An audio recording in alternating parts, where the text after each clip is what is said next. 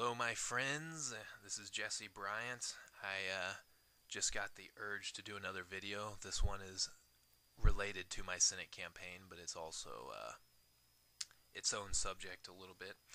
I've been getting some questions about my stance on education, and me personally, I've tried to make it known that I favor homeschooling, church schools, private schools, really any form of alternative education that encourages parents to be more involved in their child's learning process or in deciding how their child is going to be educated or tutored at least. So I have this book by Cleon Skousen. It was given to me by a good friend of our campaign, and I finished reading it a few weeks ago actually. So if she wants it back, she can just let me know, and hopefully we can trade books again. I know she has In the Fed by Ron Paul, and I've wanted to read that one for a little while now. I'm sure I'll need it for a project that I'm working on. But in any case, Mr. Skousen does a very good job of covering the founding of the country and the philosophy of the founding fathers.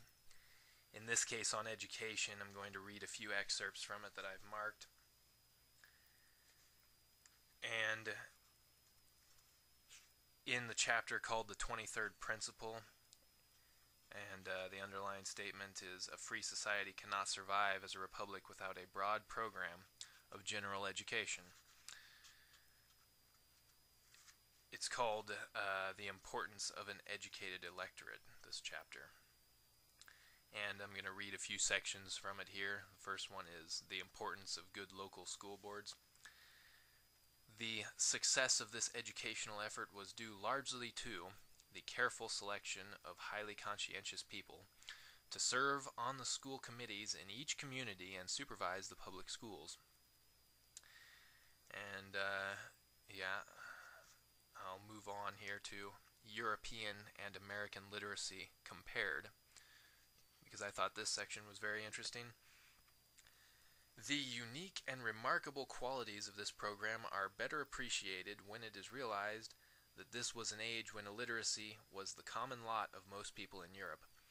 John Adams, who spent many years in France, commented on the fact that of the 24 million inhabitants of France, only 500,000 could read and write.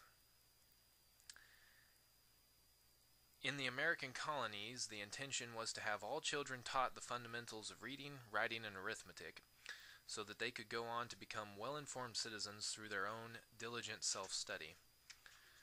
No doubt this explains why all of the American founders were so well-read, and usually from the same books, even though a number of them had received a very limited formal education. The fundamentals were sufficient to get them started, and thereafter they became remarkably well-informed in a variety of areas through self-learning.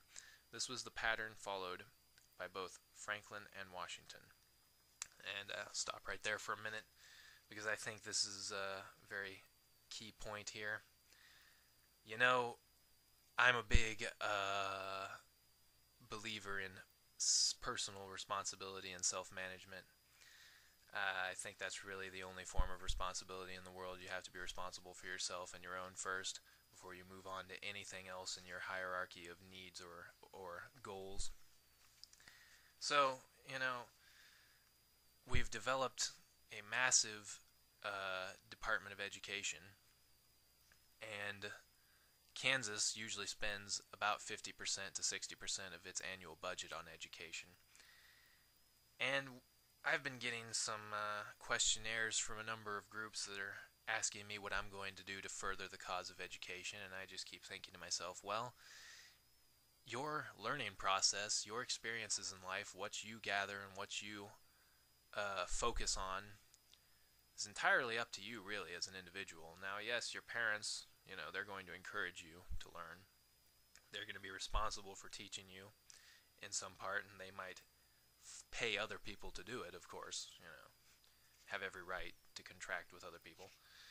But to say that the state is responsible for your education, it's usually not the way the pattern goes there historically. Usually the state is more interested in indoctrination than in education or learning necessarily. but I won't go on a rant about that yet. Um, I'll move on and read this next section. De Tocqueville comments on American education in 1831. Gradually, the zeal for universal education spread from New England to all of the other colonies. By 1831, when Alexis de Tocqueville of France visited the United States, he was amazed by the fruits of this effort. He wrote, "The observer who is desirous of forming an opinion on the state of instruction among the Anglo-Americans must consider the same object from two different points of view. If he singles out only the learned, he will be astonished to find how few they are. But if he counts the ignorant, the American people will appear to be the most enlightened in the world. In New England, every citizen receives the elementary notions of human knowledge. He is taught, moreover, the doctrines and the evidences of his religion, the history of his country, and the leading features of its constitution. In the states of Connecticut and Massachusetts, it is extremely rare to find a man imperfectly acquainted with all these things, and a person wholly ignorant of them is a sort of phenomenon." Yeah, well, we were once respected as one of the most enlightened and informed nations in the world, and I don't know if the French would say the same of us now today, but moving on. Education includes morality and politics. This is an interesting subject here. He then went on to comment concerning the close relationship between the program of universal education and the preservation of freedom. It cannot be doubted that in the United States the instruction of the people powerfully contributes to the support of the democratic republic, and such must always be the case. I believe where the instruction which enlightens the understanding is not separated from the moral education, an American should never be led to speak of Europe, for he will then, probably, display much presumption and very foolish pride. But if you question him respecting his own country, the cloud that dimmed his intelligence will immediately disperse. His language will become as clear and precise as his thoughts. He will inform you what his rights are, and by what means he exercises them. He will be able to point out the customs which obtain in the political world. You will find that he is well acquainted with the rules of the administration, and that he is familiar with the mechanism of the laws. Yeah, once again, I don't think that the modern Americans can say as much about that, sadly. I'll move on to this next section. This is the last I'll read of it, and this is really key too. Even young children trained in the Constitution. To appreciate the literal reality of the emphasis on politics in early American education, one need only examine the popular textbook on political instruction for children.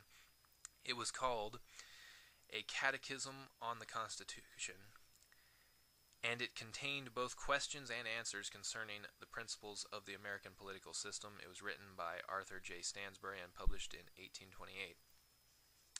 Early Americans knew that they were in possession of a unique and valuable invention of political science, and they were determined to promote it on all levels of education. I'll stop right there. I should read you the next section, which is called Early Americans Educated to Speak with Eloquence, but once again, I don't think we can compare ourselves very well to our forebears in that respect, so I'll leave that alone. I'm just going to say a few things here and then I'll wrap this up before I drag on for too long.